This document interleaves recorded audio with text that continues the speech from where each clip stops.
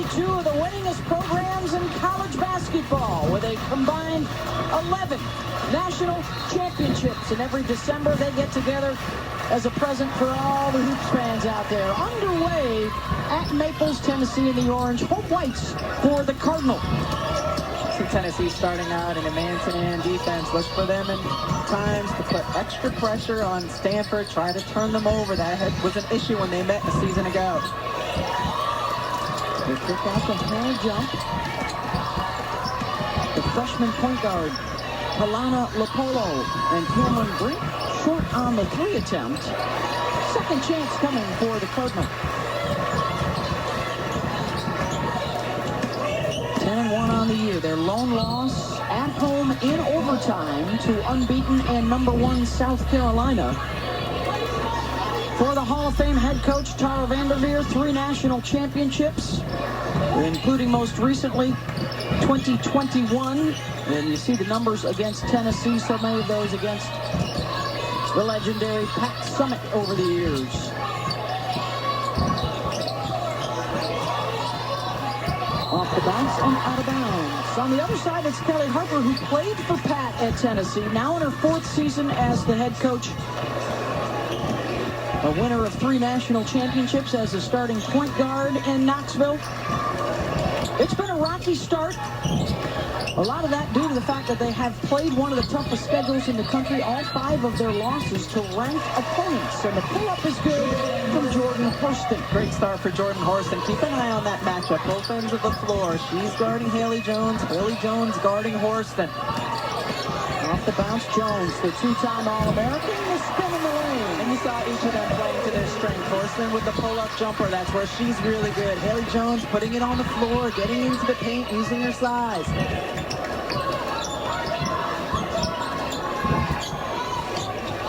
Mid-range. That won't go from Caroline Strickland, and a foul on the rebound will be on Horston.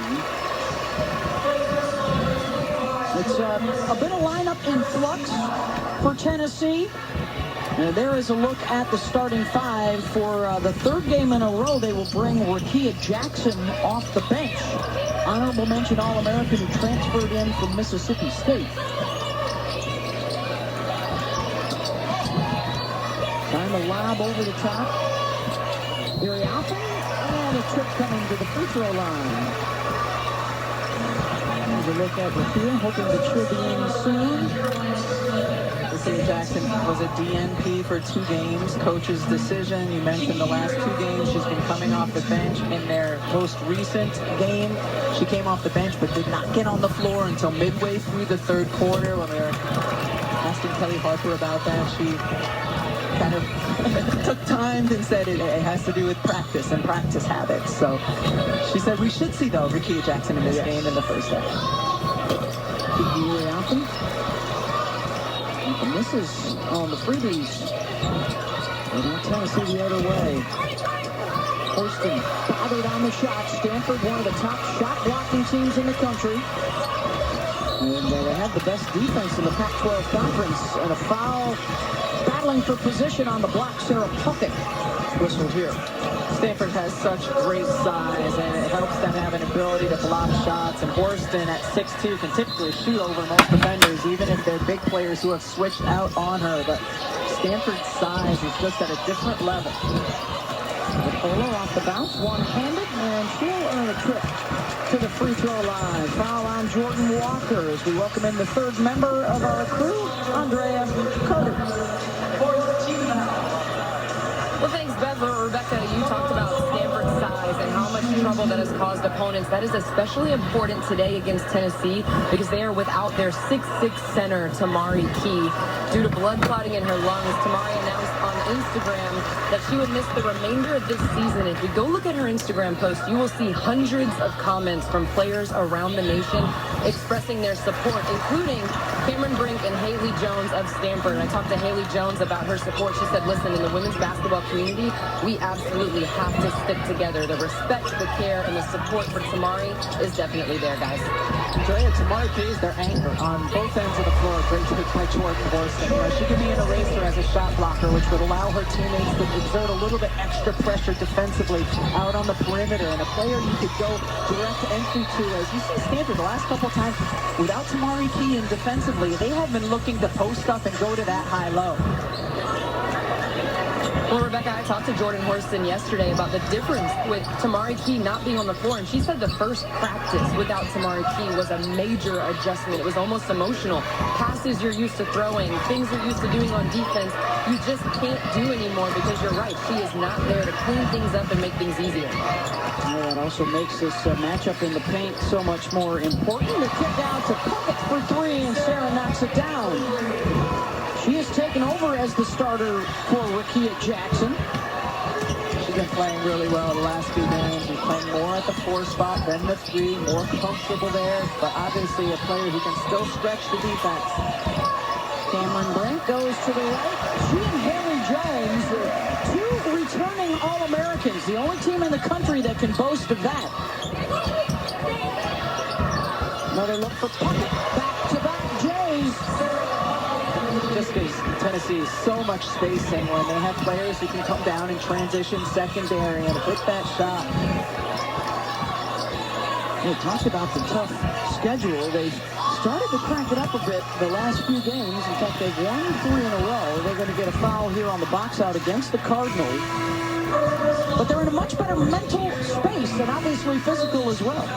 Sarah Puckett at 6'2" can extend the defense. You see the closeout a little bit late by Haley Jones, able to drain the 3, and then this has created Jordan Horston, dribble penetration, draw the defense, and then kick it out. So much of what Tennessee gets on the offensive end is direct result of Horston and her dribble penetration. Horston and Jones matched up there. Brink with the rebound. Inadvertent horn, they'll play through it. So that's a really fast first quarter.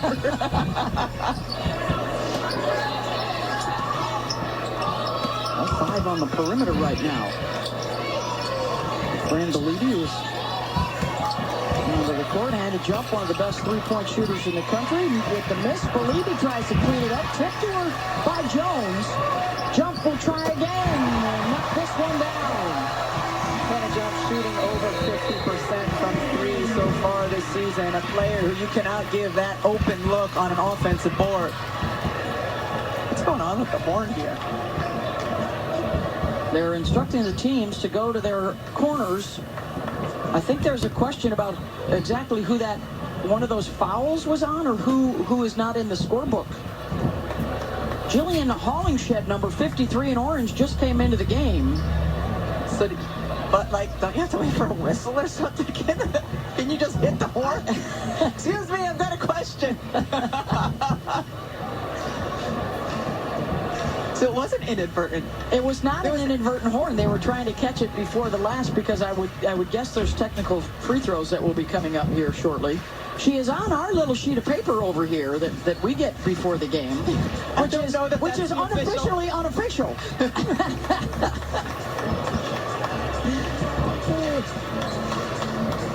McCall Murray, Benny Luna, Teresa Turner are officials. Technical foul on Tennessee. They may have misentered the number as 54, not 53. An inadvertent. Boy, I don't know that I've ever seen that in my An administrative technical. Yes. So do you still fill out the roster by hand, and somebody accidentally wrote down 54 instead of 53? There's got to be a better system in 2022, isn't there?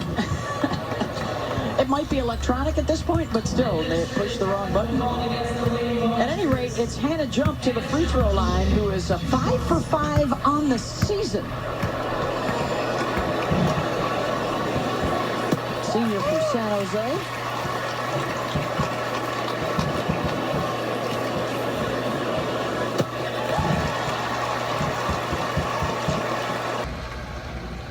And then they will go back to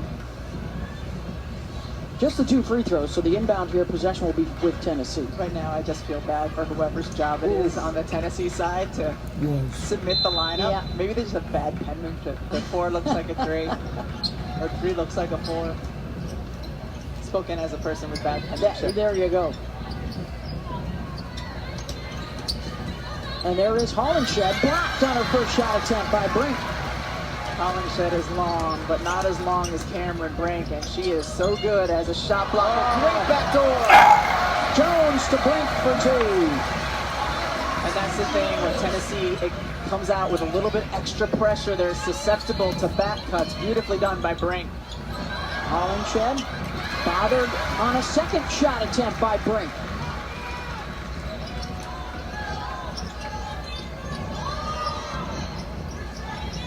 And Fran Belibi is working hard. Whichever post has been in the game for Stanford, they're getting on the block and really working, trying to get the basketball. Haley Jones picked up the dribble. Brink goes backdoor again, missed the layup. And then she's the last one to touch it. Cameron Brink can get it done at both ends of the floor. Don't let the appearance fool you. She is a 6'5", strong athlete. Great job with the block, and then cuts backdoor, quickness, agility. You see it, Cameron.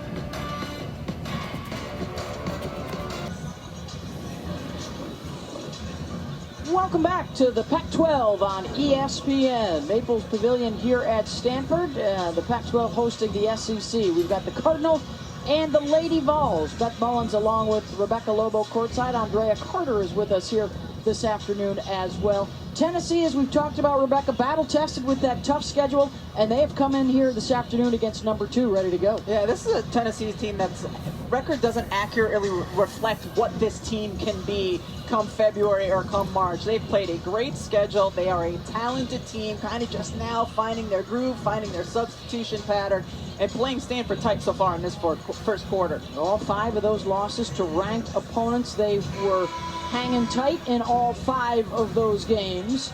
And for the Stanford Cardinal, national champs a couple of years ago, they were back at the Final Four last season. And with a pair of returning All-Americans amongst the favorites, right now they and South Carolina have separated themselves a little bit. Their only loss was out here to the Gamecocks in overtime. And right now on a 7-0 run, buoyed by an administrative technical foul as Tennessee put the numbers into the scorebook incorrectly. It cost them 2 points. Will that cost them late in the game? And we get our first look at Rakia Jackson, who has come in off the bench, the honorable mention All-American of Mississippi State. Held ball here, will stay at this end. Rakia Jackson at 6'2", capable of shooting from the perimeter, really tough off the bounce. Great athlete, can create her own shot.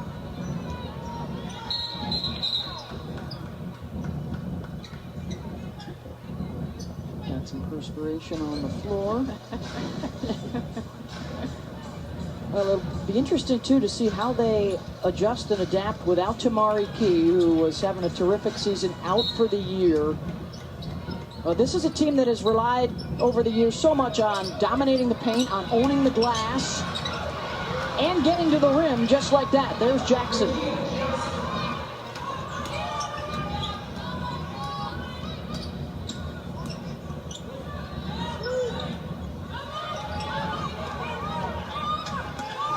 And a jump, 5 points here in the first half. Belibi left unattended. Off the bounce, gets it. And you talk about Stanford and South Carolina kind of separating themselves. One of the reasons is the depth that they have, the size and the experience. I mean, Belibi comes in as a post player off the bench and can score. Prechtel in as a post player off of the bench. This is just a Stanford team that can bring so many different weapons, whether from the starting lineup or off the bench. Got a foul there on the Cardinal. Stripling to the line. The inaugural Jumpman Invitational in Charlotte tips off Tuesday with a top 20 women's matchup. Number 7 North Carolina and 19th ranked Michigan. Coverage begins at 7 Eastern on ESPN2 and the app. Cameron Brink returns to the floor for Stanford. 37 years now with Tara Vanderveer over on that bench. winningest coach in the women's game, a handful in front of Gino Auriemma. A couple years ago, past Tennessee's great Pat Summitt, who for a long time stood atop that list. Brink, the face-up won't go. Jones grabs the loose ball.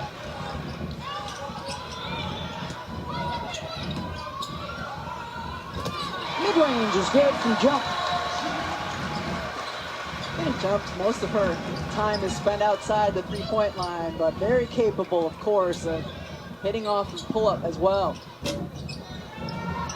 Offensive rebound for Horston.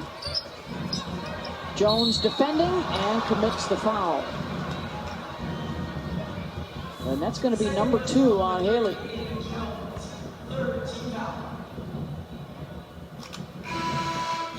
And Jones will have to depart with a pair of fouls here in the first quarter. Replaced by Brooke Dimitri. Brooke Dimitri is a terrific three-point shooter. She had 5 made threes in their last game, but Haley Jones does so many other things. Gets defensive boards, so good in transition when she can push the pace, gets to the offensive glass as well. You would expect her to be on the bench the rest of this half. Yeah, probably. Boy, she crushed it too last year in their win in Knoxville over Tennessee. 18 points, 19 rebounds, and 6 assists in that win. Stanford has won the last 3 meetings. Jump. And now Ashton Prickle also into the ball game. Dimitri's first look is off. Brink is there on the glass. Stanford has done a really nice job getting to the offensive glass and then capitalizing on it when they do. Top 5 all-time already for Brink in field goal percentage and blocks, and she'll take the charge right there. Offensive foul on Jackson. I like the idea, though, for Jackson. You know Cameron Brink is a player who can be prone to foul trouble, and so take it right at her. You have the quickness advantage, but how about Brink? Does a great job moving her feet, keeping her hands out of the way, lets Jackson push off and draws the foul. Really good job by Brink. Because that's the next step for her in her game, is just staying on the floor, being smarter defensively, not trying to block everything.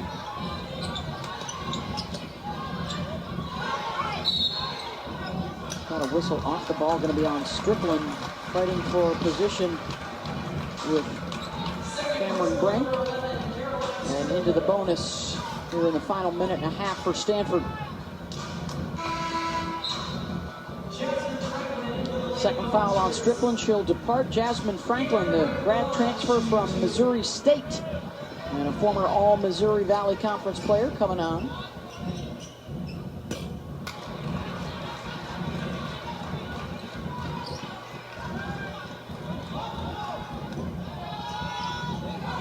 Cameron, one of 7 different players through their first 11 games that has been a leading scorer. So they have a lot of different people to turn to, especially with Haley Jones in the early foul trouble here today. I mean, this is a pretty good first quarter. 6 points, 6 boards, 7 points, 6 boards, block shot, solid defense, and most importantly, has stayed on the floor. Jasmine Powell also into the ball game. They nearly turned it over.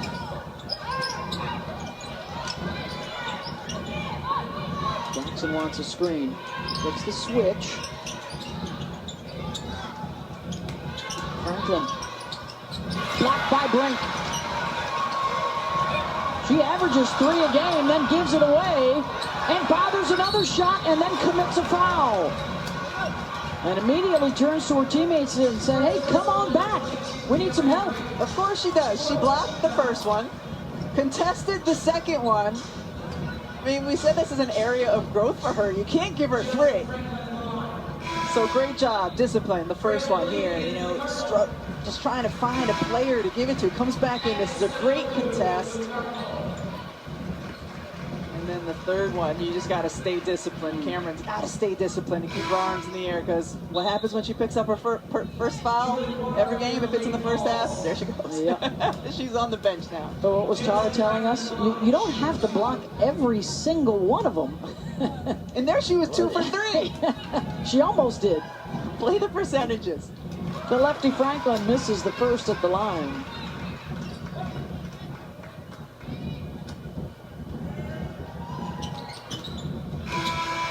1 or 2, done a substitution. Puckett will come back on. Tennessee, another team with very good size at multiple positions. It really hurts to not have Tamari Key 6'6" as your anchor, but they still have some good size coming in off the bench and on the wing spot as well. And an Oku has come on for Stanford. So both coaches hitting those benches early. 10 on the shot clock. Lipolo.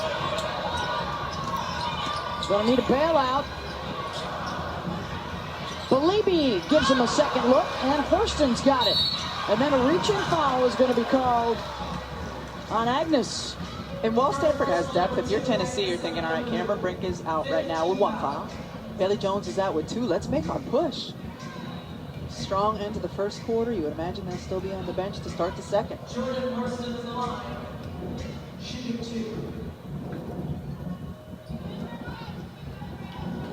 So back to the free throw line for Horston. Ever since Horston was a freshman, watching her play at her size and her skill set, you just look at her and think, man, she is a pro. She is a pro, and this year she has the most efficient numbers she has ever had in her career in terms of from the field and from the three-point line.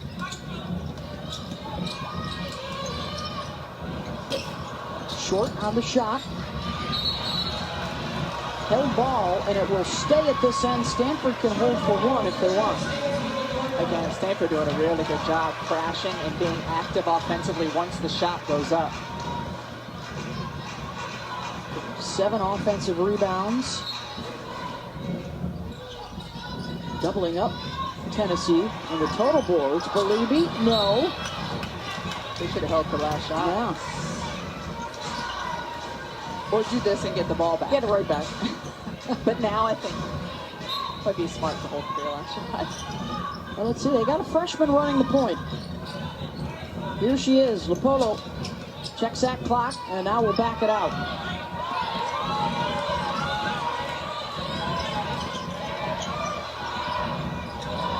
Belibi off the bounce. And a foul with 1.4 seconds to go. We've seen both of these teams run this exact same set. And it's get the ball, elbow entry to one of your bigs, and then have the other big set the screen and let her drive. And nice job here by Belibi to get to the free throw line. It's just something that's really difficult to defend. Boy, and that's a tough spot for Jackson to pick up her second foul. And out she goes. With only a second left on the clock, Belibi, the senior out of Centennial, Colorado, to the line, 66%.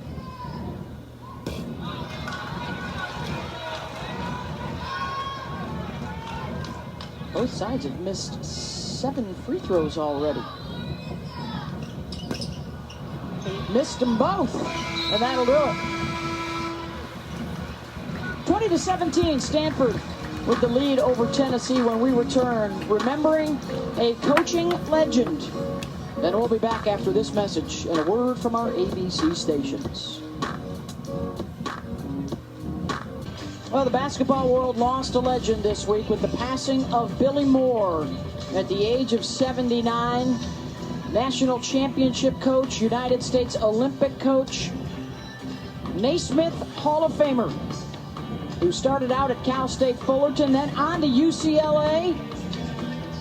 And then the 1976 Olympic team, the very first time the women's hoops were in the Olympics. Tara Vanderveer, of course, another Olympic coach, as was Pat Summitt. And Tara found this picture in her archives, and they shared it with the world this week, a special bond of both Billy and Pat serving as Olympic team coaches. Reminds me to enjoy every day that we have. And Billy Moore and Pat Summitt, Pat, of course, a player on that team, the legendary Sue Gunner also on that coaching staff. Billy was a lifelong friend and mentor to Pat. When she was in Knoxville, you'd go in for games and often see Billy around practice, around shoot-arounds. It's a pretty incredible photo there. All of the women who have paved the way in so many ways for my generation and now this current generation of female basketball players. Shout out to a lot of her peers, too, the likes of Kathy Rush, Margaret Wade, Marianne Stanley, Sonja Hogue, Teresa Grentz, all those coaches who won titles back in the AIAW days. And how about that Olympic roster, Rebecca? As a future Olympian yourself, looking back at that. Ann Myers, Nancy Lieberman, Lucy Harris. Yeah, some of the giants.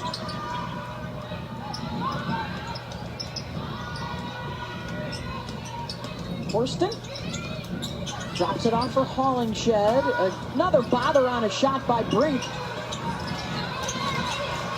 Haley Jones is back out there, by the way, with 2 fouls. So it was smart for Horston. Yeah. Take it right at her. I would continue to take it right at Haley Jones. See if you can get a third. Rakia Jackson picked up 2 for Tennessee. She does not come back out to start the second quarter. Brink fouled from behind. To say she's been a Lady Vol menace may have been an understatement after a 7.7 rebound, couple of block shots first quarter for Cam. In 9 minutes, which is more than the total of minutes she played when they met a season ago because she was in foul trouble. LaPolo on the inbound. Backrimmed it. Tennessee looking for some points on the move. And a pull-up is good from Horston, the senior out of Columbus, Ohio. So smooth. She's so smooth off the bounce. 6'2", just rises and finishes. And just comes down, stops on a dime, elevates. 6'2", I mean, facing the basket. We mentioned her efficiency this year from the floor. This young woman, the one area Kelly Harper would like to see her get back to is rebounding a little bit better. Last year she was at 9 a game, this year at 6.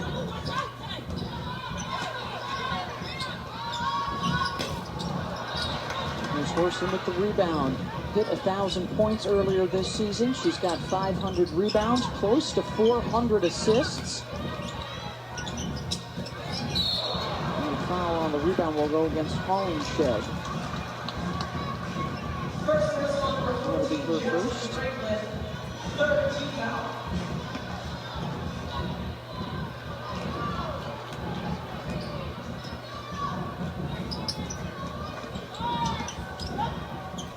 You gotta squeeze back a little bit. Erie Appen with a nice move. And then they're going to get a foul on India Navarre, the freshman out of Apex, North Carolina. McDonald's All-American, seeing her first action today. Don't forget, coming up tonight, another top 20 matchup, Arizona and Baylor on ESPN2. Boy, how strong is the Pac-12 going to be? 5 different teams ranked in the top 25, including those Wildcats. Nice move. The tip won't go down. Jones around and out for Hannah Jump. What a great pass, though, for Haley Jones, and that's one of the reasons you want her out on the floor and transition. Great vision.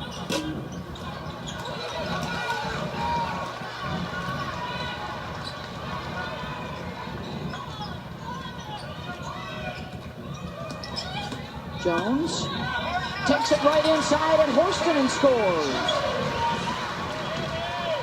Fun watching these two go head to head.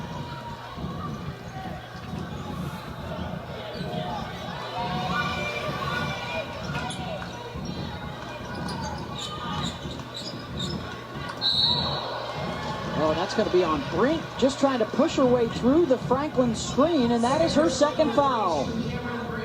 These are the ones she can't afford. When you're a shot blocker, if you're going to get fouls, they've all got to be in the paint. They can't be trying to get through the screen, get around the screen, go under it, but you cannot afford to pick up your second there.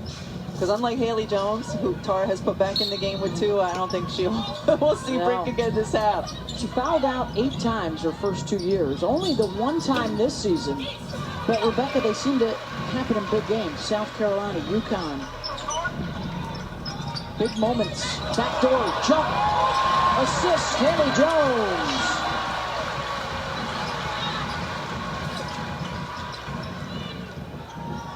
Puckett steps away and hits. Good start for Sarah. Former Alabama Prep Player of the Year. Trying to front. They get the pass over the top. Here Appen. And another assist for Haley Jones. Seen that a couple times, right?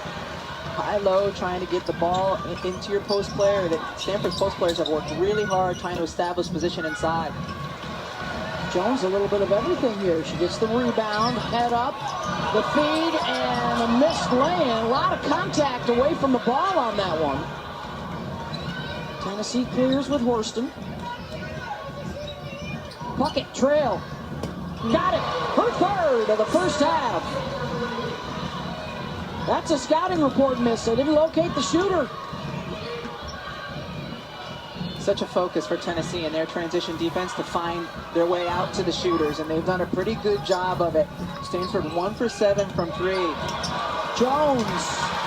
Oh, and on the screen, Horston, I think, took that right in the belly, and she is down.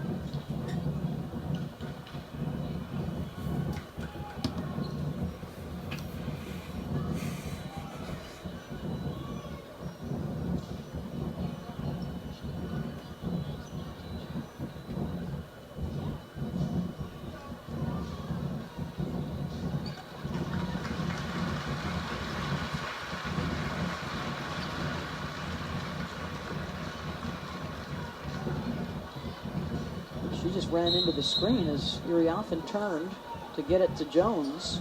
And there's certainly no foul there. Doesn't mean it hurts any less. It runs right into Uriafen. We're talking about Tennessee doing a pretty good job getting out to the shooters, out to Stanford, and that's by design. It's something that they're focusing on, but where they haven't been able to defend efficiently is in the paint. Stanford doing a great job, whether it's direct entry into their posts or backdoor cuts. Right now, 20 points in the paint for Stanford, 20 of their 30. They are +8 on the glass. They've been hitting the offensive boards. And now Horston will try and catch her breath over there on the sideline. Passat. Long rebound to Franklin.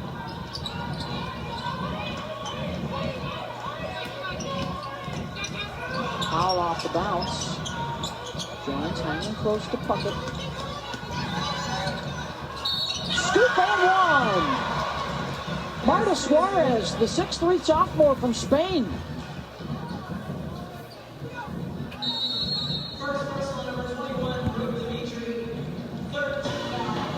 Marta Suarez, nice job for the 6'3" player. Drive in just when it looks like there's no real estate. She finds some. Kev, Steph, and Nikki coming up at the half. We will recap a very entertaining game between Florida State and UConn and a big-time return for the Huskies. Steph, how does Stanford unlock Haley Jones here? I think they've been doing it in the first half. You get her on the move. I like when they play off of the elbow, get her on some back cuts, post her up against other defenders as well. I think Haley Jones is one of those players, too, that can get on the boards for them. With Brink in foul trouble, you're going to have your second lead rebounder step up. Got some top 10 action at the half, highlights around the country as well, Beth. All coming up when you join us at the half. Yeah, terrific day of college basketball. Under 5 to go here in the first half, and certainly sending out our best wishes for a speedy recovery for Gio Ariema, who wasn't feeling well this morning, so he did not coach in their win over Florida State. Chris Daly was there on the bench. Aaliyah Edwards, a big day, 26 points as they beat FSU and kept that streak alive.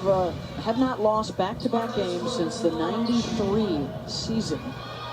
I remember that well. Yes, I was on that team. I wasn't bringing it up. I was going to leave that door open.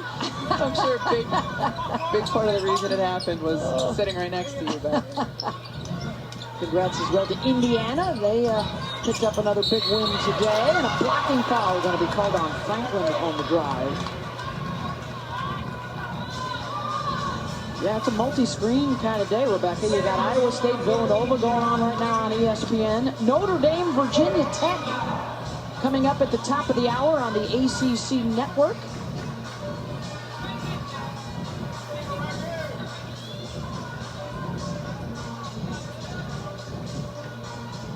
Number 1 South Carolina, also a big winner this afternoon. Also got some men's games going on. The inaugural Jumpman Invitational in Charlotte Wednesday. Michigan and North Carolina. Yeah, that looks familiar. That's because they got the same schools, men's and women's teams playing this week. We're at the Jumpman Invitational. Our coverage begins 7 Eastern on ESPN and your app. Got a clock issue I think they're trying to work through.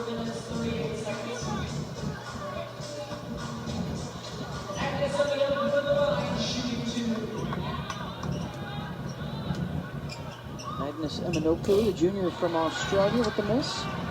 Take a look at the free throw line right now. Lauren Betts in the game for Stanford, and she dwarfs everybody from 51. Tennessee. Yeah, even though Tennessee has players with good size, Lauren Betts at 6'7", and you would know now she comes out of the game. I was expecting Stanford to start, try to take advantage of that and look inside. And if you're Tennessee, make it a priority in this last 4:35 to pick up another foul on Haley Jones. Take it at her. Number 1 recruit in the country. Puckett off on the 3. What you got for us, Andrea Carter? Well, during that last free throw, you saw Haley Jones sort of pull her team together, and just here on the sideline, she was talking to Coach Tara Vanderveer about exactly what she wanted to relay to the team, the leadership of Haley Jones. You all are talking about her playing with these 2 fouls, but her communication with Tara and then her ability to relay the message to her team is very obvious. So important. It's so important to have that player on the floor who can have that leadership quality, who convey to the younger players. This is a senior who has experienced it all, has won a national championship, who has done it. Been in the spotlight her whole life. A former high school number 1 recruit. Was the most outstanding player of that national championship run in the bubble a couple of years ago.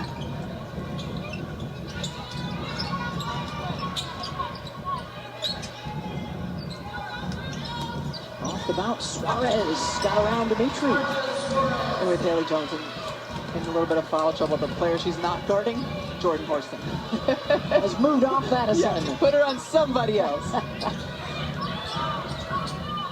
Tennessee has tied this thing up. Jones will try from outside. There's a lot of different ways that Haley can affect the game. The three-point shot has not developed into one of those just yet. No. You would expect her to get there eventually, but it's going to take some time. Brink continues to sit with the 2 fouls, and now Tennessee a chance to take the lead here. Well, what a feather in their cap after the rough start. Their worst, by the way, at 7-5 since the first days of the Southeastern Conference in the early 80s. If they could come out here and get the dub. You see Tennessee sprinting back, transition defense, getting out to the shooters. Their last priority is actually the ball handler. And Stanford continuing to have success with their bigs, just working hard inside, trying to direct entry into there. Put some fouls on Tennessee as a result. The start of SEC women's basketball in the early 80s. Don't at me. Let me clear that up before.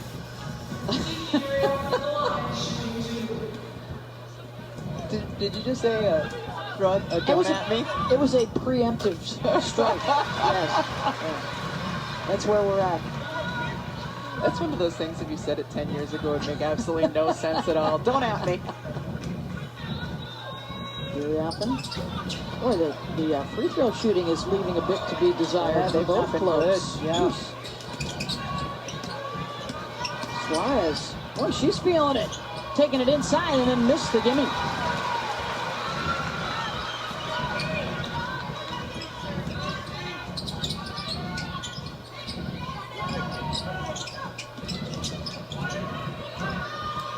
Tennessee's doing a good job of keeping the three-point shooters quiet, and now the pick for Horston. Easy the other way for the lead. Great job by Horston. That was just using her length, active hands. Instead of just having him down by her side defensively, that's what you want to see, and it results in an easy 2 the other way. Well done. Jones, good post up and a foul. Just watch Jordan Horston, 6'2" and long. She's out defensively on the perimeter. Hands active, hands active. Pokes it, able to go the other way and finish. Here it is, here it is. Go ahead. I love it. You know, using her length to accentuate herself on the defensive end. And then what does Stanford do the other way? They've been posting up their bigs, and then they post up Haley Jones and just overpowers her defender to get back to the free throw line to once again miss. All we want for Christmas is a couple of free throws. Just for either side. Just one. I thought that was a missed opportunity, though. Horston, believe it or not, they claim she's added 5 inches to her vertical. I didn't know that was possible. That was a year dunk ago. opportunity right there. Oh, that's true. Within just a year, yes, she's added 5 inches. Crazy. Guys, you talked about Jordan Horston adding 5 inches to her vertical. She actually told me that her sophomore year, she gained 20 pounds. So last season, she spent the season trying to lose weight and get back in shape. This season, in the off-season, she got to focus on her explosiveness, her athleticism. She says she feels more strong and more powerful than she ever has before because she's not trying to lose that weight. So, Trey, this is my question. Between her sophomore and junior year, when she added that weight, does she like lose 3 inches on the vertical? I think it's still a net plus on the vertical. It's the net plus. All right. It's the net plus. She lost it, she gained it back. Right. Well, she looks terrific. She absolutely looks terrific this year.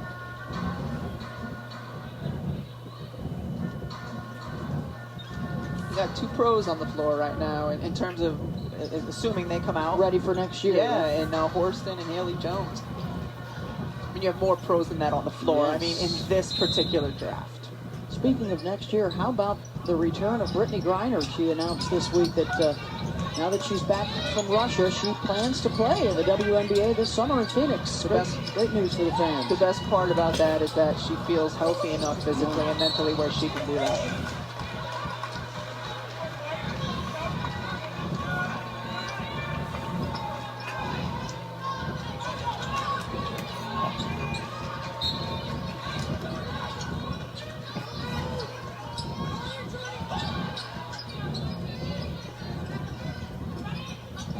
Polo, 15 on the shot clock. And the final minute of this first half. Very entertaining. 6 lead changes, 4 ties, another backdoor cut for jump. Nice patience by Stanford to wait for that to develop and then hit the cutter.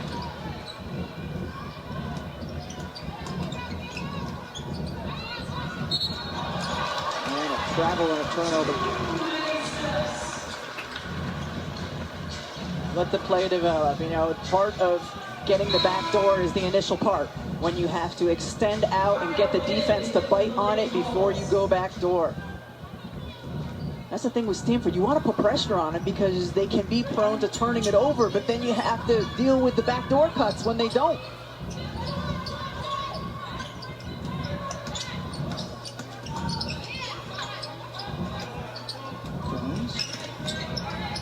Switch.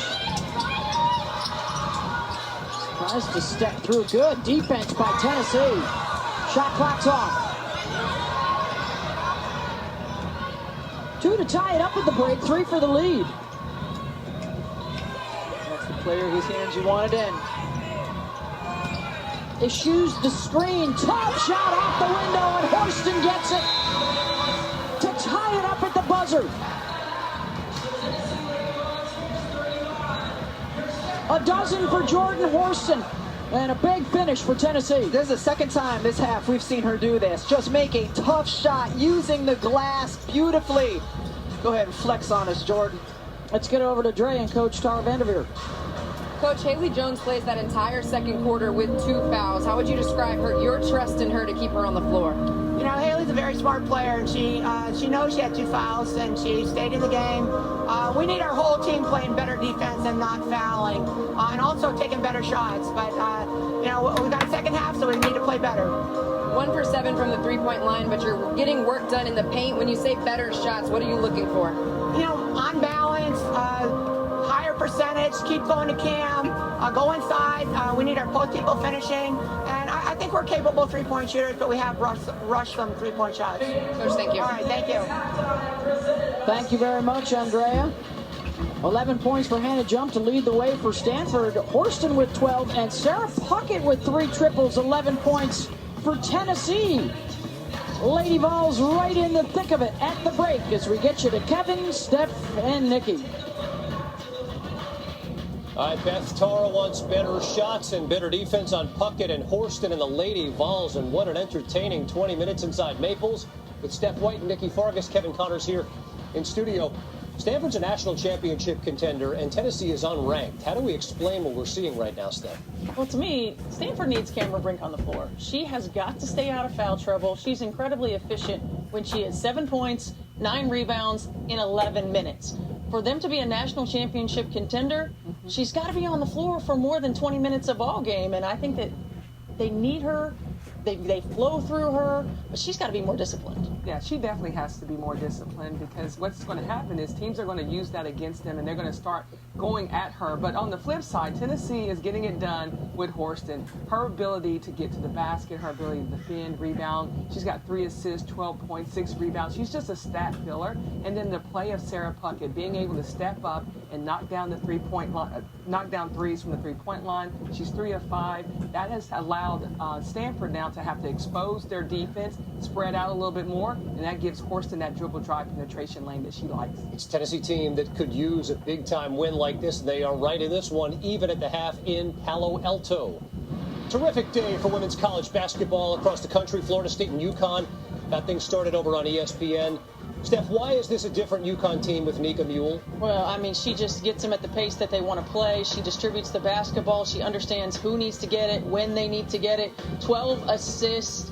No, the concern, if you're Connecticut right now, has to be, can we take care of the ball consistently? But certainly getting Nika Mule back was key. And she's got a great recipient on the other end in Aaliyah Edwards. I mean, this young lady is had 26 points on 12 of 17 shooting. Amazing. But a lot of credit to Florida State to come back in the second half and really do a phenomenal job of making this a ball game. They cut this lead down to 5 on multiple occasions. But, Nikki, as you said, Edwards just too much, 26 and 7.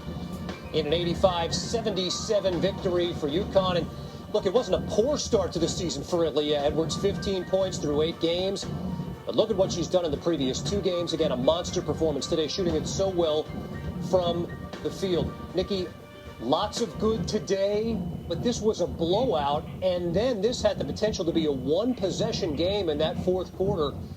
Where can UConn sharpen things here within the program? Well, you know, the first half they came out and they were really strong in their offensive execution, establishing paint points. And in the second half, it seemed like, you know, you got the players that they can hit the gas, but can they keep their foot on the gas? And that was the difference in the second half.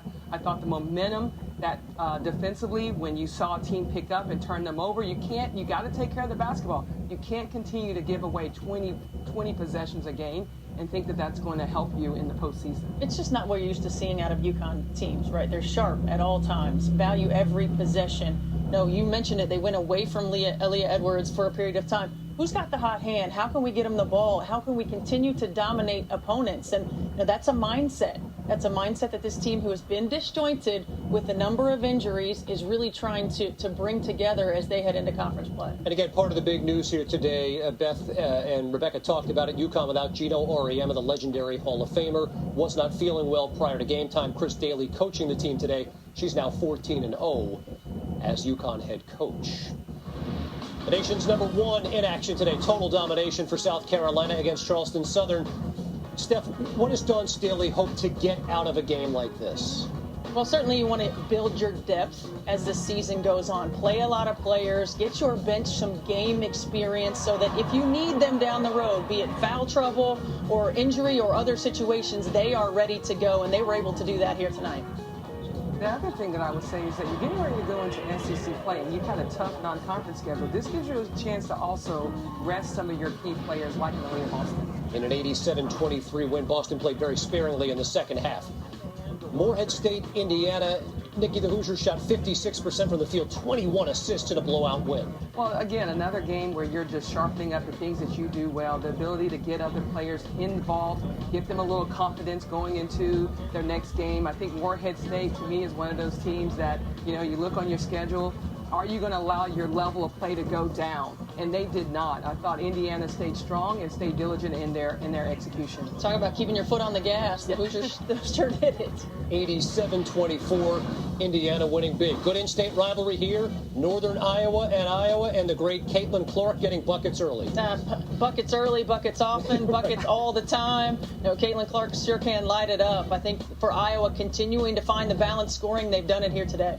I like the fact, too, that they were shooting the ball very well from the three-point line, 5 of 15, with multiple players having made a three ball. You got Caitlin Clark, too, a great distributor of the basketball. Just love watching this kid play. And yet the Panthers are hanging around, down only 7 at the half. The big story here, Caitlin Clark, 33 points from becoming the fastest to 2,000 points this century. She's got 14 at the half. Of course, the big story in sports over the past few weeks, the wonderful images of Brittany Griner reunited with her family after being held against her will for 10 months in Russia. And the news this week that she plans to continue her professional career returning to the WNBA. Steph, what was your reaction to that news? I was pleasantly surprised at the timing of how quick she made the announcement. Now, I think when you think about, we never know what Brittany Griner has gone through, but the ability to come back and get back to the things that you love, your family, your extended family in the WNBA community, the fans, all of the people who sent her well wishes, who continued to support her, who kept her name out front, and then getting back to your passion of basketball. For a lot of us, basketball is an escape. It's a coping mechanism. It's therapeutic, and for her to be able to immerse herself back in all of these things, I think is just incredible. Yeah.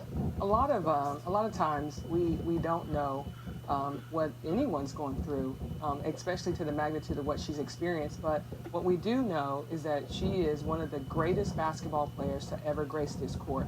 We do know that she is someone who gives to the community. We do know that she's a great teammate. We do know that the league, the WNBA, and all of us are so grateful that she's able to be back with us. And you call, and as you heard many of the players call her, this is my sister, this is family. And that's what the W has always represented. And I believe that Brittany Griner, whether she plays 5 minutes, five games, her impact will always be never forgotten, and it will always live amongst us. And as president of the Las Vegas Aces and as head coach of the Connecticut Sun, you'll both be competing against Brittany Griner in this coming season. Great story and great news for women's basketball, period.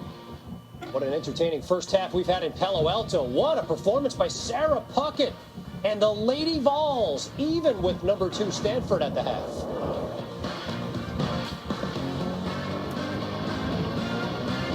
Tara Vanderveer is going to want to see more of this from players like Hannah Jump. More offense in the second half. This game tied at 35 at the break with Steph White and Nikki Fargas. Kevin Connors here in studio, coach and coach. Let's talk halftime adjustments, beginning with the Cardinal. Well, I think first and foremost, keeping Cameron Brink on the floor is going to be key. I think the second thing is Tara Vanderveer talked to Andrea about its shot selection. This is a Stanford team that averages 9 made threes a game. They have 1 at half. How they get those threes, are they in rhythm? Do they knock them down when they're open shots? And, you know, Stanford is a team that averages 85 points a game, and Tennessee's defense, especially in the second quarter, really disrupted that and only allowed 15 points. So I think that's been the difference in the game, is Tennessee getting back to defending the 3 ball, making sure that they're not giving up easy transition baskets. But on the flip side of that, Horston has been a horse. She is someone that Tennessee has got to continue to feed the basketball to. Lady Vols traveling very well through 20 minutes. We'll see what the second half has in store. We're headed back to the farm for second half action. Welcome back to Stanford, California. Beautiful day here on campus. The second-ranked Cardinal and the Tennessee Lady Vols all even at 35 apiece. Courtside here, Beth Mullins along with Rebecca Lobo. Andrea Carter is with us as well. Tennessee hanging tough. Stanford got to start cranking things up a little bit here in the second half. Yeah, and Stanford did a really nice job in that first half getting the ball into the paint. And this was by design for Tennessee. They wanted to get out and put pressure on the three-point shooter so they didn't get beat there. So instead, there was room in the paint for the cutters to cut, and they did so. And then the ball was delivered beautifully, whether it was in transition, secondary, or in the quarter court set. Just a really nice job. 22 points in the paint, many of them on the back cuts. Yeah, Cameron Brink had some foul trouble that she should be back out there to start this second half. On the other side, Jordan Horston, fabulous in keeping Tennessee close. Yeah, she's a delight to watch, and so much of what she does and the success she has is off the bounce, and it's whether she's creating for herself or creating for her teammates, using screens or going away from screens, and just some nice finishes, the touch off the glass. You saw her going to the right. Well, here she's going to go to the right again, but she gets stopped defensively, sees that she's drawn to, and finds Puckett for the three-point shot. Just good things have happened with Jordan Horston when she has the ball in her hands and looking to create. And just a moment ago, Drea caught up with Coach Kelly Harper. Coach Harper, for the second half defensively, how do you balance limiting the three-point line but also protecting the paint? Well, we want to take away quick early threes for them. We've done a good job with that. It's a battle in the paint. We're a little bit undersized, but we're staying physical and you're at least making it harder for them. Rickea Jackson was limited in that first half with foul troubles. What was your message to her at halftime? Well, I think for her, she's got to come out, be aggressive. I think we've got to find opportunities for her with a good flow in our offense. We need to get her some touches early this half. Coach, thank you. All right, thank you. 35 apiece, Stanford and Tennessee. And some of your first half statistics, as Coach Harper mentioned, the advantage Stanford in the paint, but the Cardinal, a 75% free throw shooting team, just 50% in that first half. Horston, 12 and 6. Brink only played 3 minutes and had one shot with the 2 fouls in that second quarter. And how about the fast break points? That's not on the graphic, but 3 for Tennessee, none for Stanford. And that's a huge win in the column for Tennessee, just because Stanford is so good when they can push out in transition, whether it's hitting threes or getting inside. And Tennessee has done a phenomenal job of limiting that. It was a huge focus for them in practice this week. Underway in the third quarter here at Maples Pavilion. Brink immediately gets a touch and a trip to the free throw line. Yeah, you gotta love the set. Give Brink the basketball on the elbow, clear out the right side of the floor, and let her go to work. That's, well, listed as 6'4", but she is certainly 6'5", has good handles, and can put the ball on the floor effectively. So Brink to the free throw line, hits on the first, and Sarah Puckett, their three-point specialist, has picked up her third personal foul. When Kelly Harper told Drea that she was going to go to Rickea Jackson early in the half, she wasn't kidding. She's already at the scorer's table 9 seconds in. There she is. Now she comes on after picking up a couple of fouls in that first half. And what do we see now is Stanford with a little bit of full court pressure. We did not see this at all in the first half. Tara comes out of the locker room and switches it up. Open three, good. Tess Darby, the junior out of Greenfield, Tennessee.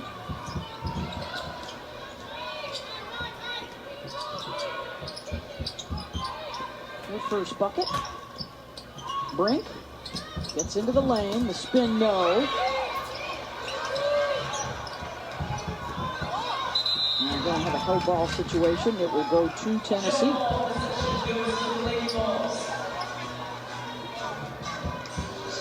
Stanford has been so tough to beat here at home. They lost once already to South Carolina, once to Texas last year. One of the best records over the last decade here at Maples. They've won 47 in a row against unranked opponents coming into today's game. Yeah, you got the switch you want. Player who's in foul trouble out on Jordan Horston. We'd like to see Horston take it right out of there, though. Settled for the jump shot. Good ball movement, gets to the other side. Horston with a piece of it, and then the second chance up and in. Iriatheny. Yeah, Stanford knows they have the size advantage and will continue to look to get the ball into their post players. Oh, and Brink just picked up her third. That was quick. Just a minute and a half into this third. Yeah, I was going to say, keep your hands up. You're 6'4", 6'5". You're a shot blocker. You're not a player who's going to get steals and deflections. Keep those hands in the air. So that one is a reach-in, Rebecca, and the other one was the push on the screen way out away from the basket. And Tennessee takes advantage and takes the lead.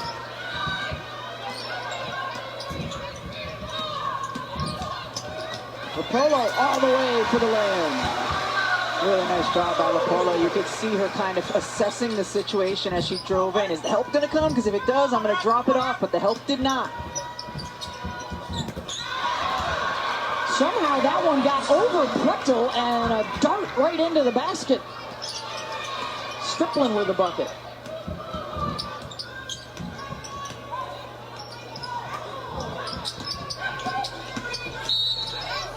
Rapolo again off the bounce, fouled before the shot. Rapolo driving left, assessing. Is the help defense going to come on the screen? Because if it does, then I'll dump it off to Iriafen, but it doesn't.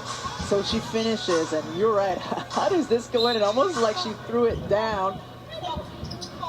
But a nice finish nonetheless. Not the arc you usually get on a shot, but effective. Prechtel. Well, she's standing 6'5", but her specialty is out beyond the line as she knocks it in.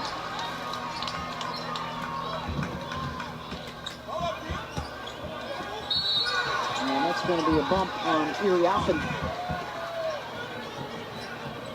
Hey, our Week 15 Monday Night Football matchup features Aaron Rodgers and the Packers taking on Baker Mayfield and the Rams.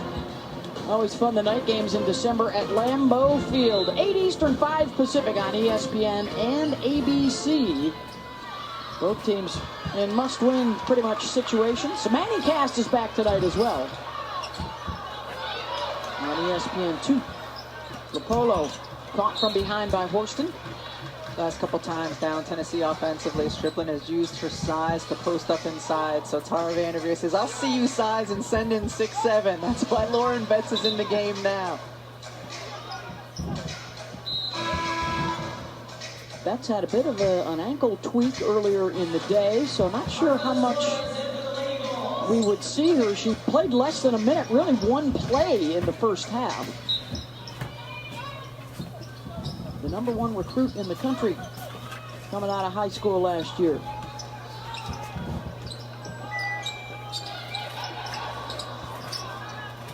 Jordan Horston's on 6'7". Betts, you've got to get the basketball. Off the fake, Haley Jones around, and out Prechtel tips it to herself. And then gets tied up. Jordan Horston is 6'2" and long, but Lauren Betts is 6'7" and strong. This is right there. You have to make that pass. It was really good defense by Strickland, though. He took away Haley Jones' vision to get the ball inside.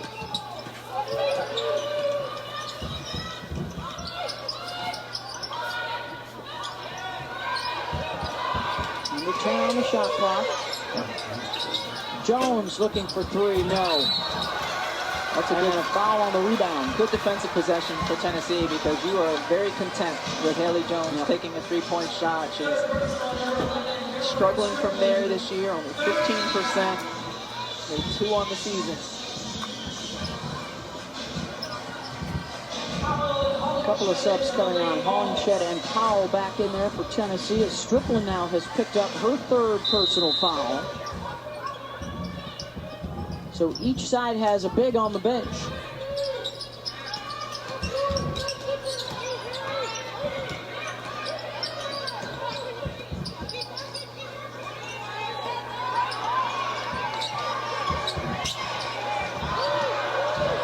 Rapolo.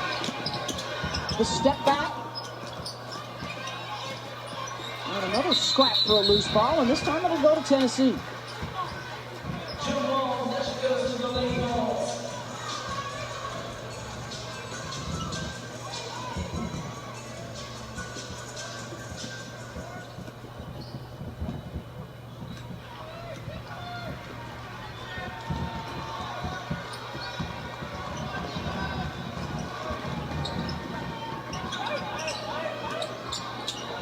Horston, mid-range over Beck's got it. Yeah, you love it. Whoever Lauren Betts is guarding, continue to send that player to send the wing on-ball screen to Jordan Horston, because if Stanford switches, that's in Horston's favor every single time. Betts spins to her right. That won't go down. Powell able to crash.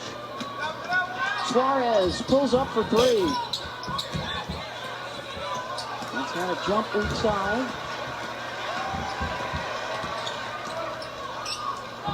Taken away by Tennessee. Darby on the pick, gets the lay-in.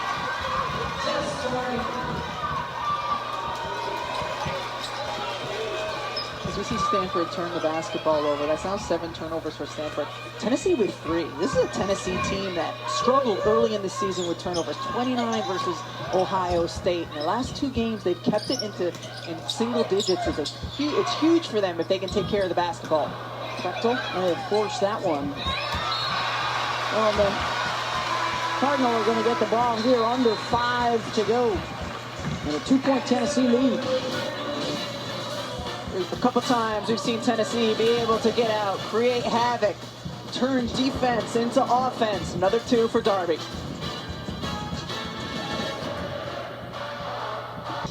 Two-point Tennessee lead, under 5 to go, and the defense, Drea, has looked good for Tennessee. Well, we saw Tennessee's defense in the full court getting out into that layup, but even in the half court, if you watch, Jordan Horston is playing off of Haley Jones a significant amount. Tennessee is very willing to give up Haley Jones from the three-point line. That entry pass to Lauren Betts cannot happen because of the help side. So you give Tennessee credit for their defense, but also you have to, if you're Stanford, get that alignment. If it's Hannah jump in that corner, that entry pass to the post is a lot easier, Rebecca. Keep Haley Jones out of the corner is the moral of that story. Well, the Tennessee defense, I mean, they've got to love this pace. Stanford's field goal percentage is down. Their three-point shooting percentage is down today. And Cameron Brink has been spending more time on the bench than on the court. And so a credit to Tennessee for helping a lot of that happen.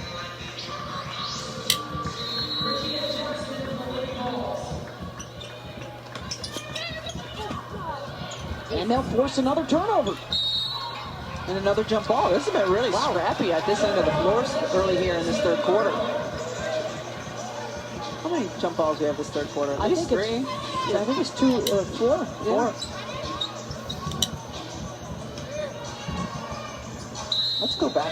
Let's get rid of the arrow and go back to the actual jump ball. I would agree. Can we get 1-and-1s back too while we're at it? I don't mind the 2 shots.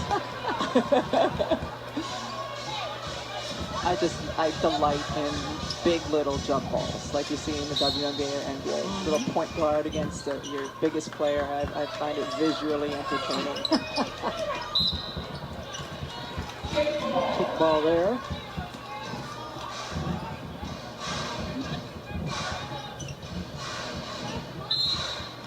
Tamari Key continues to look undone for the year. One of the stars for Tennessee out injured. Bechtel, and a whistle and a foul. The inaugural Jumpman Invitational going on in Charlotte this week. The women are tipping off Tuesday with Michigan and North Carolina. Coverage begins at 7 Eastern on ESPN2 and the app. Been a hot start for both of those conferences. A handful of teams high in the rankings, including Ohio State and Indiana for the Big Ten staying unbeaten. That Virginia Tech Notre Dame matchup going on right now in the ACC. Virginia Tech with the first quarter lead. Virginia Tech, and that's a team that keep your eye on in the ACC as the season goes on. They have experience, they have depth, they have shooters and posts. Keep your eye on Virginia Tech. 4-point advantage now for the Lady Vols. Their biggest of the day. Jones, mid-range, no. Offensive rebound, Ariafen. We'll get Haley another look, can't knock it down. Well, this time Tennessee clears.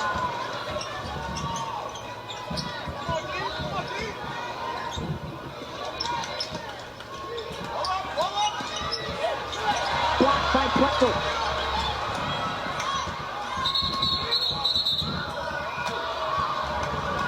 And the whistle is another jump ball, number 5.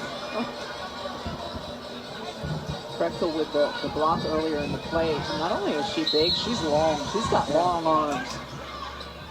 You're going to wear out the lights on that possession arrow clock here in the second half. Under 4 to go in the third. Jumper is good. Jackson. I feel you, Prechtel. She had to step off because, you know, Jackson could put the ball on the floor and blow right by. And Jackson saw the cushion she was given and hit the shot instead. Second basket for Rakia. Now an 8-0 run here for Tennessee. Stanford quiet for over 4 minutes. And an offensive foul called.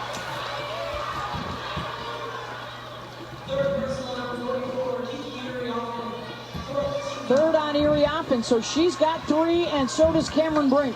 Talked about the Stanford post, posting up strong all game long. That time Erie offense throwing the elbow. Enough extra to get the foul called. And now Brink will come back on, as will Brooke Dimitri.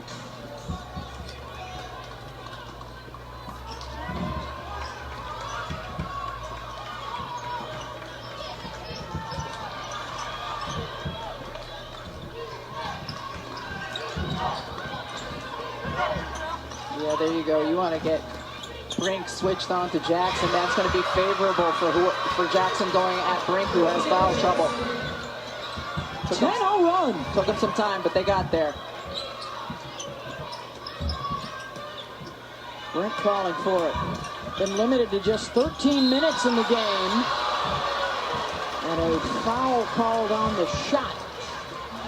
So much of basketball when you set the on-ball screen is getting the favorable switch, and this is what you wanted. If Cameron Brink doesn't have any fouls, it's not necessarily a favorable switch, but she's in foul trouble. You take it at her, try to draw one, or get her stepping away like you did, and Jackson was able to get the good look at 2.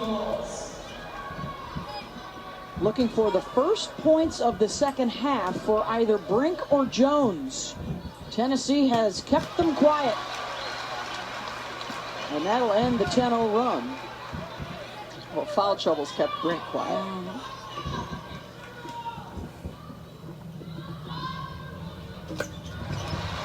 Renee Vopel has a great article on ESPN.com about Cameron and how she's been trying to overcome her foul proneness.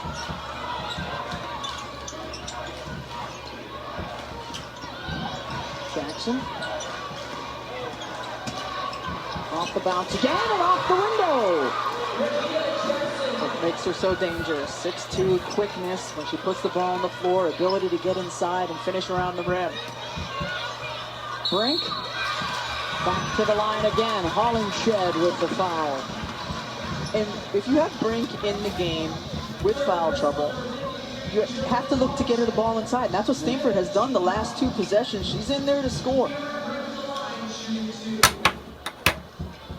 8 in her first 2 seasons, including some foul trouble last year against UConn at the Final Four, and then fouled out in overtime in their loss here against South Carolina. She did have 25 points in that one. But still a work in progress in that regard for the junior out of Beaverton, Oregon. And the free throw woes continue. 12 of 22 now for Stanford from the free throw line. What are they on this season? 75%, yes. Typically, a good shooting team. And they're home.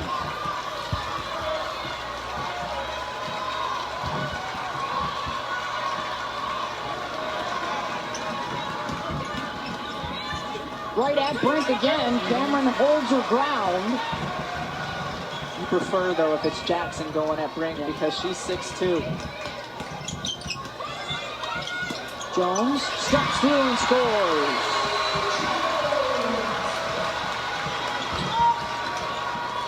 There you go. Jackson will try for the 3. Long rebound to Emanopu. And great job by Emanopu getting through that screen so that Brink did not have to switch.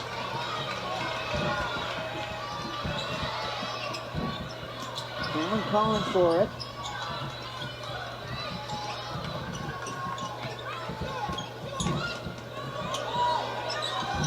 Dimitri. Hollingshed has the board.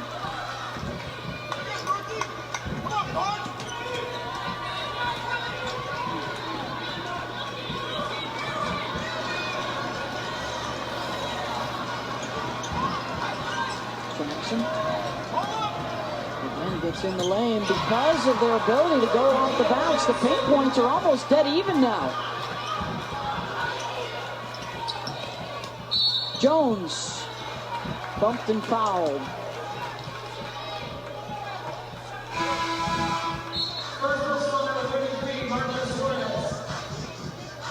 Marta Suarez picks up the foul. Well, for Stanford, they're just one of their last 9 shot attempts. They're getting to the line, but not converting. Not getting stops at the defensive end of the floor, so they haven't been able to get out and any kind of transition to get early looks. Tennessee has played terrific quarter court defense. And then at this other end, Rakia Jackson was a problem when she was in the game. Played really well. Able to create for herself. Jackson will catch her breath over there on the bench. Jones joins Brink and Jump in double digits. Off the bounce, right around Brink. Good baseline move, Suarez. Diagonal up screen to get Suarez the ball. I mean, Tennessee almost every possession since Brink came back in has been trying to pick up another foul on Brink, taking it right at her. Hollingshed steps in front.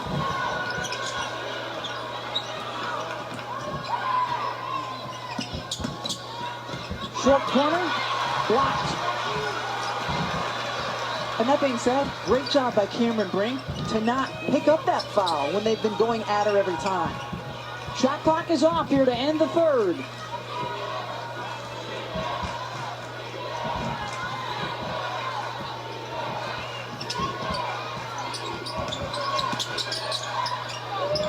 Brink for 3. Got it!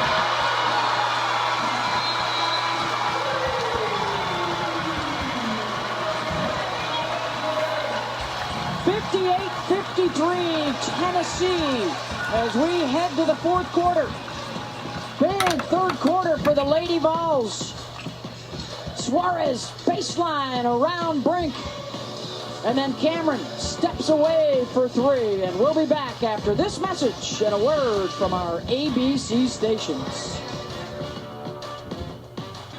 Stanford, so good in the early 90s. They won in 1990 the national championship in Knoxville. And then after Tennessee won it in 1991, it was the Cardinal back on top in 1992. And they celebrated that team today. Had a party last night in town. Molly Goodenbauer, Val Whiting, and the gang. And then, of course, 29 years later, did it again in 2021. Man, it was so much fun to watch those Stanford teams in the early 90s. Kate Pay and Katie Stedding were on those clubs. They're now on the benches. A couple of Tara's assistants. Cameron Brink. Boy, what a difference when she's in the game and when Rakia Jackson's in the game for Tennessee. And a similar play that we saw Tennessee run a couple possessions ago. Diagonal left screen, get Cameron Brink the ball. It's how they started the third quarter as well. Get a Cameron Brink a touch in the post. Can she stay out of foul trouble? It's plagued her all day today. Jackson on the drive, Hurston on the drive. Can't knock it down. She's got 14. She and Jackson have really been their go-tos all year long. And then Rakia was out for 2 games due to a coach's decision and now trying to work her way back into the lineup. May be called upon for big minutes here in the fourth quarter. I would expect that's the plan. Yes. As Tennessee tries for its first ranked win of the year, they have 5 losses, all the ranked opponents, and have tumbled out of the top 25. But you can see there's a talented Tennessee team. And they might have had some struggles early, but watch out for this squad come late January, February. Haley Jones spins in the lane. She's got 13.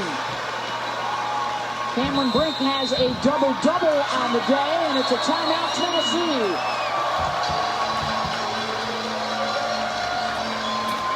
Haley Jones at 6'2" has the size advantage over Jordan Walker.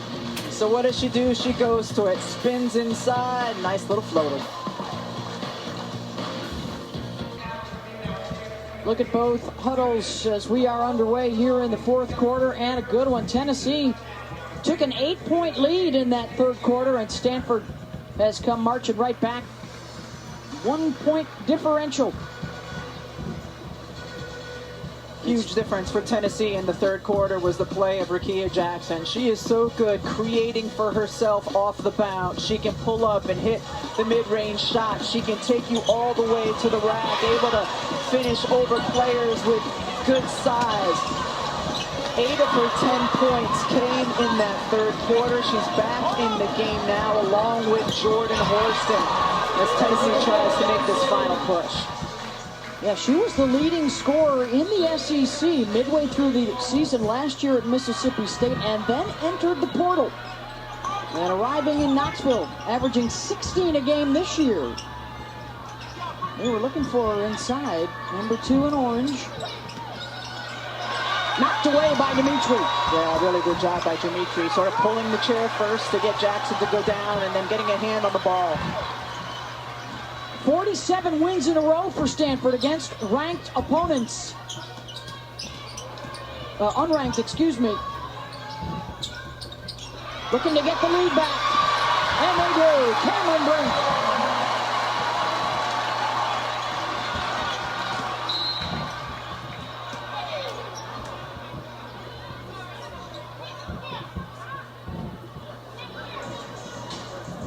Rebecca, in the last Tennessee huddle, Kelly Harper pointed at Caroline Strickland and said, they are coming right at you with 22. And what did Stanford do? They went right inside to Cameron Brink.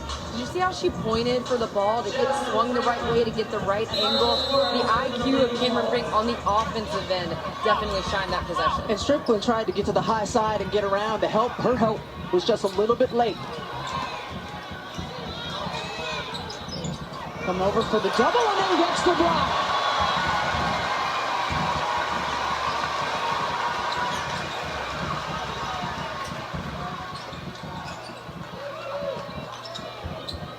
Jump for 3.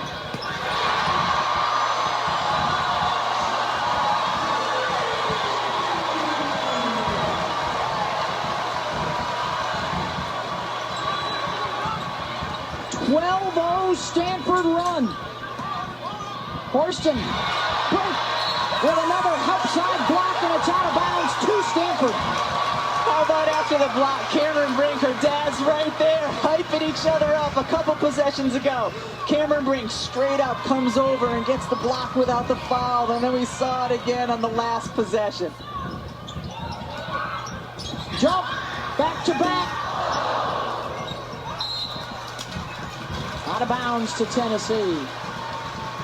So we saw the block a couple possessions ago, and then the last possession, Brink coming over once again. Her mom and dad sitting baseline. Her dad stood up. She's cheering. All right, Cameron Brink. Well, you'll see the effect that she can have on both ends of the floor. Jackson with the fade offensive rebound, and in. Jasmine Franklin for 2. Great job by Franklin because she's undersized in there, and just heart and hustle to get that board and finish. Jones.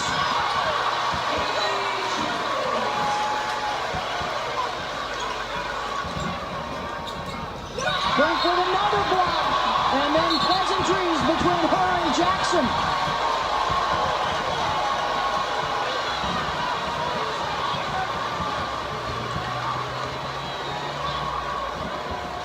Brink with the block on Rickea Jackson as she comes over and helps side, and then looks at her, says a little something.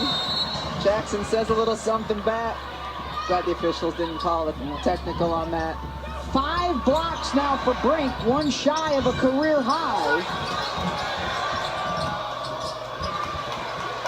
Stanford numbers, 4 on 1. Dimitri 3. 4 on 1, they settle for the outside shot. They're now just 4 of 15 from outside the arc. Off the pick. Dimitri repositions. That was not a good decision. No. It wasn't a good decision when she looked at it the first time, and it was almost a worse one when she took the dribble to the side. Understand time and score. You've got the 4-point lead. Settle in. What's Tennessee play a little bit defense? What's the heat check minimum these days? You got to make at least 3 or 4 in a row, right, before you can heat check it. And at 5.5 minutes in a 4-point game, you can't heat check at all. Well, and you got to learn from the South Carolina loss. Tara Vanderveer said, hey, we need to take better shots and make better decisions down the stretch. They'll be tested here with that.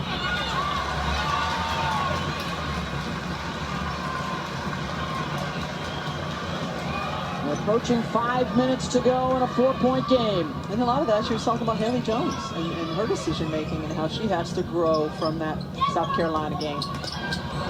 Jump, gets in the lane. That was a good decision. A little baseline screen for Jump to curl into the post. 16 now for Hannah. And the largest lead for Stanford.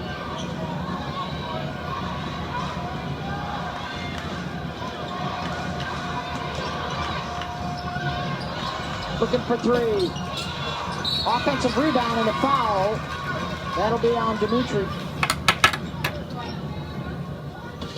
Stanford on a 16-2 run. They're getting it done on the offensive end. Hannah Jump with a monster 3, and they're getting it done defensively as well. In particular, Cameron Brink blocking some fools.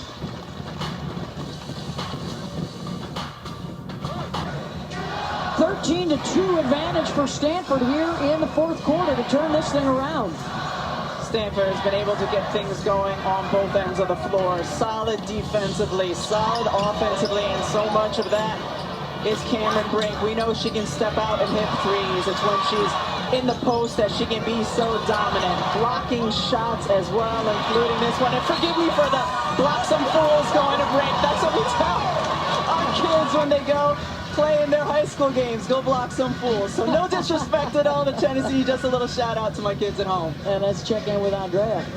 Well, I was talking to Haley Jones yesterday about Cameron Brink, and she said that Cameron Brink is an absolute monster defensively. She also added, it's not fun in practice going against Cameron Brink. She said in practice, she gets in the paint and she's getting blocked by Lauren Betts, by Kiki, and by Cam. And the question is, where are you coming from? That's how the opponents feel as well. And you know what, Drea, like Haley Jones is so good with her step-through move once she gets in the paint, faking and stepping by shot blockers. She's probably honed that skill going against her own teammates in practice. And her plus-minus is 17 today. As you see Greg and Michelle, they're sitting down beneath the basket. She's got to stay in games. It's as simple as that for them to have a chance in the NCAA tournament to make another deep run and get back to the Final Four for a 3rd year in a row. And now on the other side for Tennessee, where do you turn? Horston, Rakia Jackson, both in double digits. And Franklin with the missed free throw. They've only scored 2 points so far in this 4th quarter.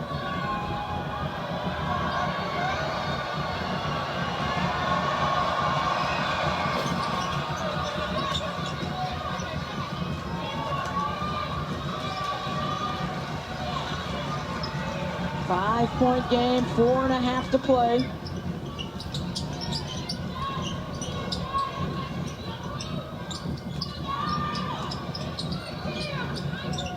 Brink able to bury the defender.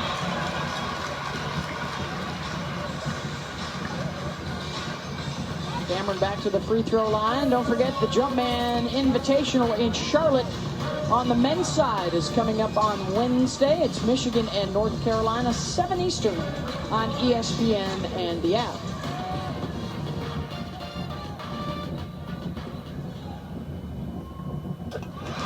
Brink gets the first. 6 of 9 now at the free throw line. 19 points, 12 boards, and the 5 blocks. And she's only played about half the game.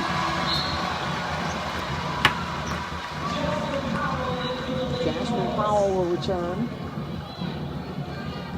Tennessee has had success when they've gotten the ball off a screening action into Jordan Horston's hand and then just a simple on-ball screen.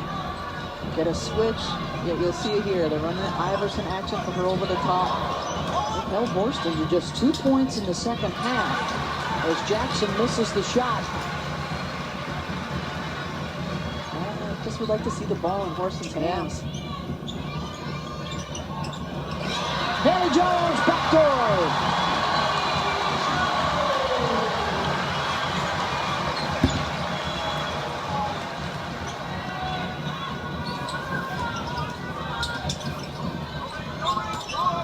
Working it inside, Franklin. Jones with a rebound. And a double-double for Haley at 17 points, 10 boards.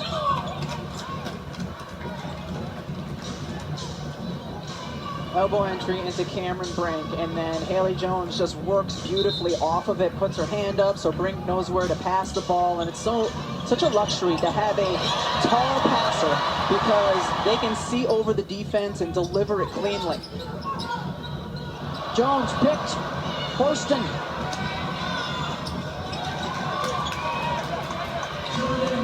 What Tennessee needs right now is a little bit of extra energy on the defensive end of the floor. Active hands, try to get some steals. Go the other way or at least clean up the glass. Franklin fouls Brink on the drive. I've seen this a couple times today. First it was active hands in the first half, and here again, a nice clean pick by Jordan Horston. Yeah, they need some easy buckets. They're just 2 of 14 so far in the fourth after that big third quarter where they took an 8-point lead and Jasmine Franklin is fouled out. She's held her own. Only 4 points on the afternoon, but she held her own inside, battled defensively as an undersized big.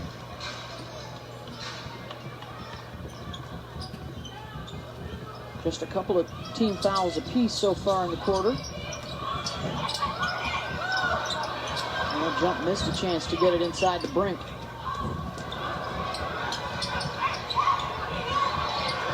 Five on the shot clock. Jones. Tennessee will take that. Good defense from the Lady Vols. Jackson. Brink coming over to help. And then a foul on the rebound. Rukia Jackson driving inside, but in making the defense collapse, when they do collapse, she has to be able to find her players who are open on the perimeter.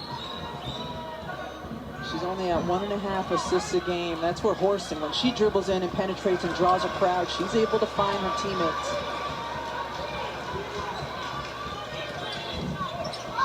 Open at the nail, Dimitri no. Brink, offensive rebound and the kick out. And they can work some clock.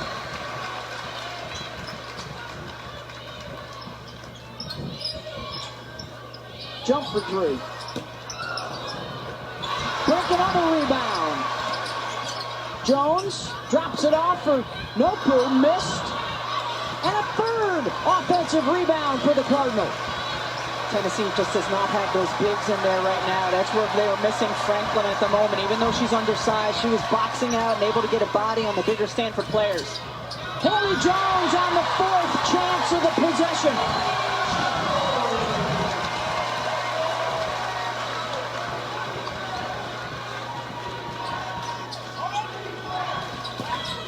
Step away is no good from Puckett. Jones, Brink.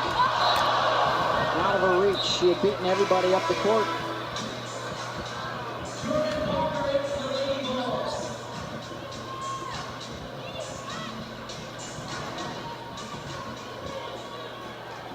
Just out of Cameron Brink's reached out of it here.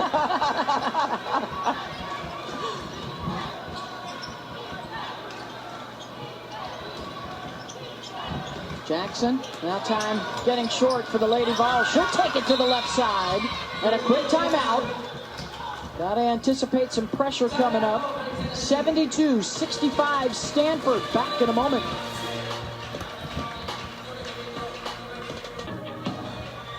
Here's the situation now with Stanford on top of Tennessee. Timeouts available.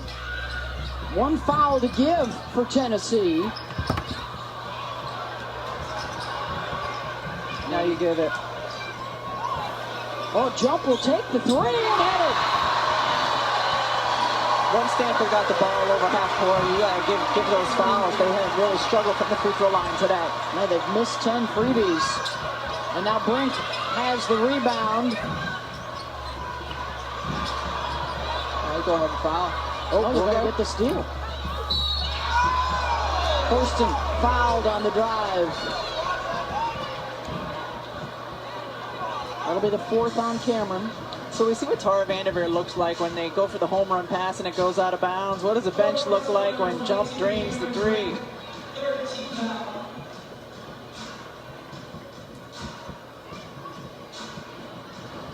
Pending. There they go. That's what they look like.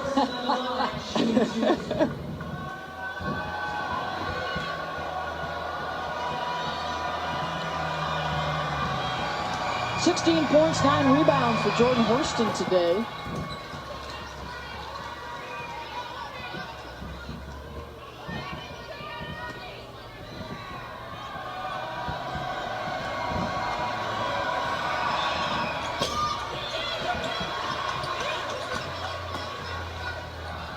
Man, I would consider foul. I mean, as poorly as Stanford has shot from the free throw line. Well, they're going to get a second straight turnover. Tara Vanderveer not happy. Well, even if they do get the win, she's talked a lot with her team about handling end-of-game situations much better. And a young point guard will come out here. Noku comes in. She's going a little offense, defense with her subs right now.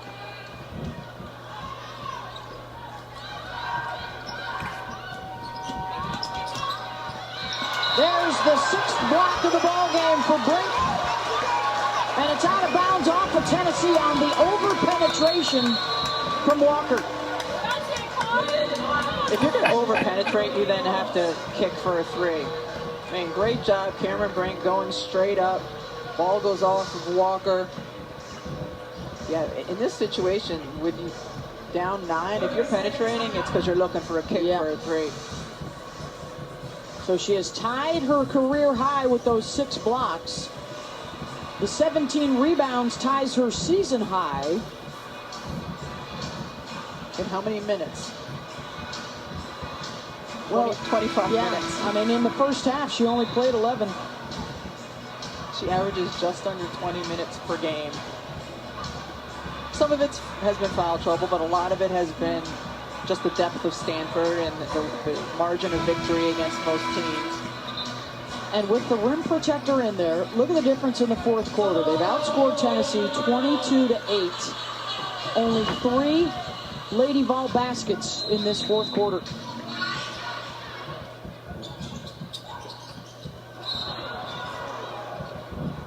The jump bump for the 4th team foul, so the next one will get Stanford on the line. Cannon jump perfect on the season from the free throw line, so Stanford wisely trying to get her the basketball. Only 7 for 7, but still.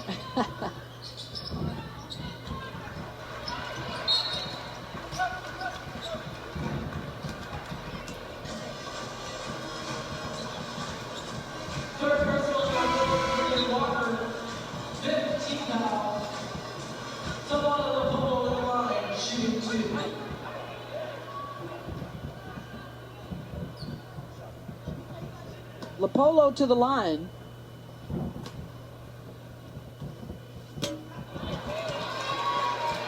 So Tennessee here, you need to box out right away, take a timeout, advance the basketball. Substitutions here will get the shooters on for Tennessee. Puckett and Darby return. So does Jackson. Just saving their timeouts to advance after this possession. This match is the largest lead for Stanford. Okay, now they're going to timeout and There it advance. is, yeah.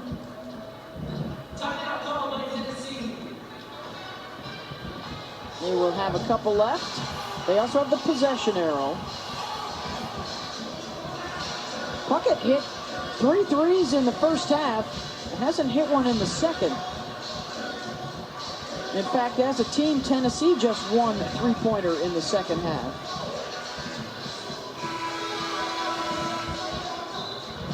Well, we talked about the 2 returning All-Americans from a year ago. They have shown up today, Brink and Jones, and then 19 as well for Hannah Jump.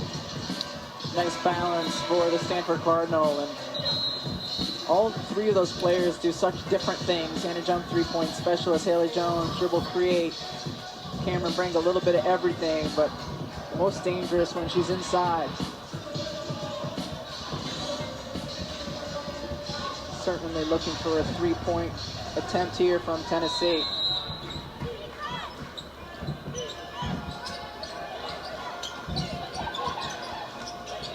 Walker. Jackson. Fouled on the drive. Clock stops with 15.8 to go.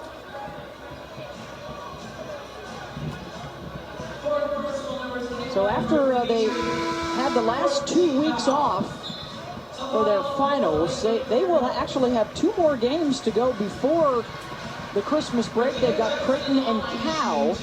This will be it for Tennessee. They don't play again until after Christmas. Tennessee is talented.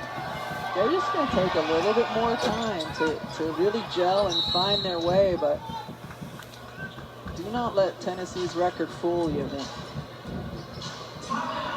Still trying to figure out that rotation, especially after the loss for the year of Tamari Key. But look at that. I mean, Ohio State, Indiana, Virginia Tech, and now Stanford. That would be 4 single-digit ranks. UCLA is also in the top 10 now. No bad losses. They weren't, completely blown out in any of these games.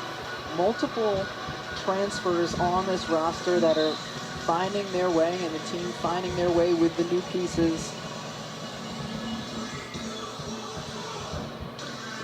Kelly Harper said her team was frustrated early, but their morale has been good of late. They came into this game playing well. They have been able to hang with all those ranked teams they faced, including Stanford today. Yeah, you certainly can see glimpses of a dangerous Lady Vol squad. Well, especially in an SEC that right now only has the 3 ranked teams. And I think there are still some questions. It was certainly South Carolina, #1 undefeated at the tippy top with reigning National Player of the Year, Leah Boston. But then I think a lot of folks are still waiting to see just how good undefeated LSU is. And Arkansas actually got a big win this weekend, a ranked win over Creighton. Hogs are still unbeaten.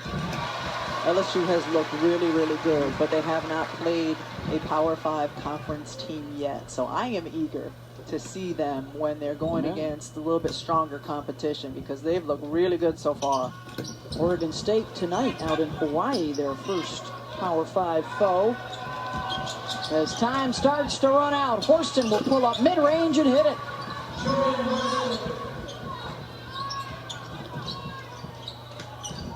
And that'll do it. Stanford will run out the clock. Clutch defense in this 4th quarter, and then big games from Haley Jones and Cameron Brink. 77-70, your final.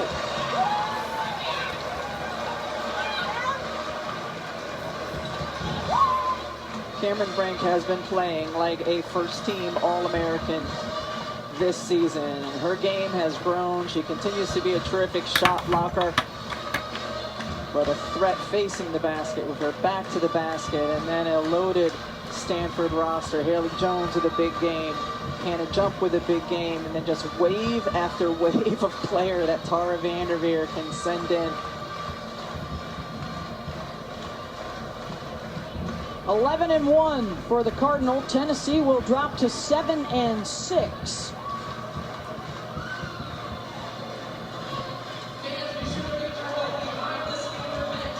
Andrea Carter is standing by with Cameron Brink. You all right? How you feel?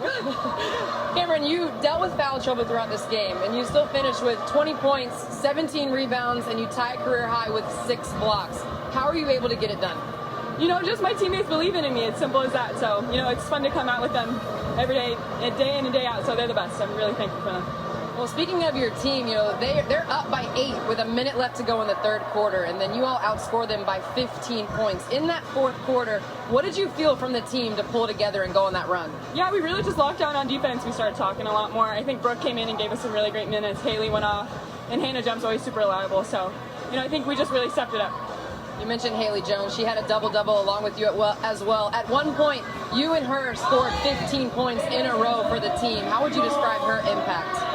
You know, I love to play with Haley. You know, it's just plain out fun. She makes it fun, and she just gets it done. So I'm just super happy with this win. I'm really happy for her. She's a beast. Haley gets it done, and you all got it done today. Cameron, congratulations. Great, thank you. Yeah, the 21 points, 17 boards, the 6 blocks to lead the way. Cameron Brink, as her parents enjoy the win. 77-70, the final for Rebecca and Andrea and our entire crew. Thanks so much for being with us here at Maples, and so long from Stanford.